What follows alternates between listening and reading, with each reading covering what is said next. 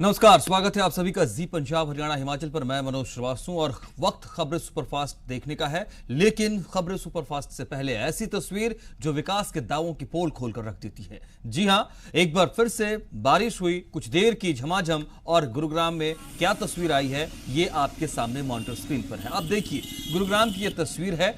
हर तरफ जलभराव का नजारा नजर आने लगा है। सड़कें तालाब सी बन गई हैं और कई जगह जाम लग गया है। ये गुरुग्राम की तस्वीर है। भागते दौड़ते शहरों में शुमार होते अपने आप को सबसे आगे बढ़ता हुआ शहर मानने का दम रखने वाले शहर की ये बानगी आपके सामने। कुछ देर की झमाझम बारिश और उसके बाद नजारा कैसा, किस तरीके से सब कुछ बदल गया है, ये आपके सामने है। आप देख सकते हैं चारों तरफ पानी ही पानी नजर आता है। हर तरफ, चाहे नेशनल हाईवे हो चाहे गली कूचे हो, हर तरफ पानी, जल भराव की स्थिति बनी हुई है। गाड़ियां फंसी हुई हैं, ट्रैफिक रुका हुआ है, जो हमेशा होता है। लेकिन मानने को राजी नहीं होते हैं अफसरान। हमारे साथ विनोद लांबा जुड़ रहे हैं, हमें और अपडेट करेंगे इस तस्वीर को लेकर के, व्यवस्थाओं को लेकर के। विनोद, तस्वीरें सामने हैं दर्शकों के, जरा बानगी समझाइए और दावों की हकीकत कैसे खोखली पानी में बहती नजर आती है, ये भी बताइए।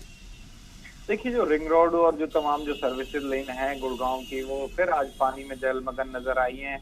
इफ्को चौक की बात कर लीजिए, सोना रोड की बात कर लीजिए या मेन गुड़गांव की बात कर लीजिए, तस्वीरें साफ बताती हैं कि गुड़गांव में प्रशासन ने कोई सबक नहीं लिया है। और 2016 की तस्वीरें भी आज तक जहन में नजर आती हैं। और पिछली बारिश की करीब 10 से 15 दिन पहले का जो मंजर था, आपने देखा होगा कि जिस तरह से सारे जो अंडरपास थे पानी से जलमग्न हो गए थे और करीब करीब 2 से 3 दिन लगे थे। अभी बारिश दिल्ली एनसीआर में रुक रुक कर हो रही है, लेकिन गुड़गांव में अब तक जितनी बारिश हुई है उसके बाद की तस्वीरें बता रही हैं कि अब परेशानियों की शुरुआत है।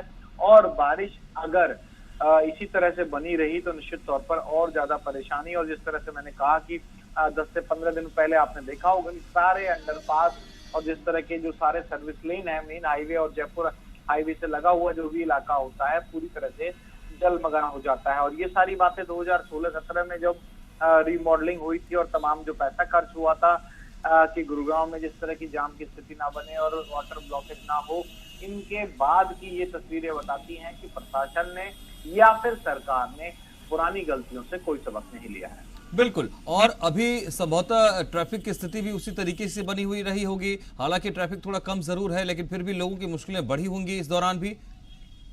निश्चित तौर पर आपने ठीक कहा कि ट्रैफिक थोड़ा कम है, सैटरडे है और उस हिसाब से दिल्ली एनसीआर का जो हिस्सा है, गुड़गांव में जिस तरह की फैक्ट्रीज हैं, यही हालात अगर सोमवार को होते तो आपको बहुत ज्यादा ट्रैफिक या फिर कहें बहुत ज्यादा परेशानी देखने को मिलती।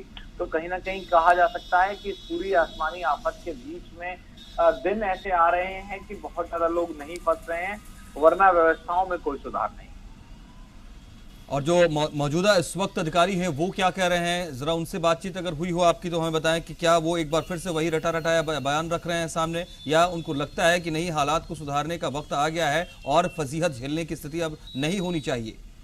देखिए, गुरुग्राम डेवलपमेंट अथॉरिटी अलग बात करती है और गुरुग्राम के जो डीसी हैं, जिला उपायुक्त हैं, वो इन तमाम चीजों से लगातार मीडिया से बचते रहते हैं। हमने कई बार उनसे बात करने की कोशिश की है, लेकिन चाहे एलिवेटर गिरने की बात हो या बारिश में परेशानी फंसने की बात हो, जिला प्रशासन की तरफ से एक बयान तक भी सामने नहीं आता है। तो कहा जा सकता है कि सामने आके कोई जिम्मेदारी नहीं लेता है। गुरुग्राम डेवलपमेंट अथॉरिटी की बात कर लें या फिर कह दें कि जिला प्रशासन का, तो एक बड़ा और मेट्रोपॉलिटन शहर भी इसे कहा जाए तो गलत नहीं होगा, लेकिन प्रशासन उस तरह से सामने आके रिस्पॉन्सिबिलिटी को ऑन नहीं करता है। तो कोई अधिकारी ने इस बारे में जो कहें कि ये तो छोड़ दीजिए, इससे पहले भी जो बहुत ज्यादा बारिश हुई थी, जैसे मैंने कहा कि अंडरपास वगैरह हुए थे, उस समय भी कोई बात आकर सामने अपना पक्ष नहीं रखा था। क्योंकि तस्वीरों में हम ये भी देख पा रहे हैं, लोग जैसे तैसे जहां जैसे जगह मिल रही है पानी में रेंगते हुए निकल रहे हैं, सड़क को क्रॉस कर रहे हैं। ये घातक भी साबित हो सकता है। ऐसा लगता है कि कोई इन्हें देखने समझने वाला भी यहाँ नहीं है। अगर ऐसी स्थिति बनी भी तो व्यवस्थाओं को संभालने के लिए कोई अधिकारी वहां पर पहुंचा ही नहीं है। निश्चित तौर पर कोई प्रशासन के कान पर जू नहीं रेंगती, तो ये कहना ठीक होगा।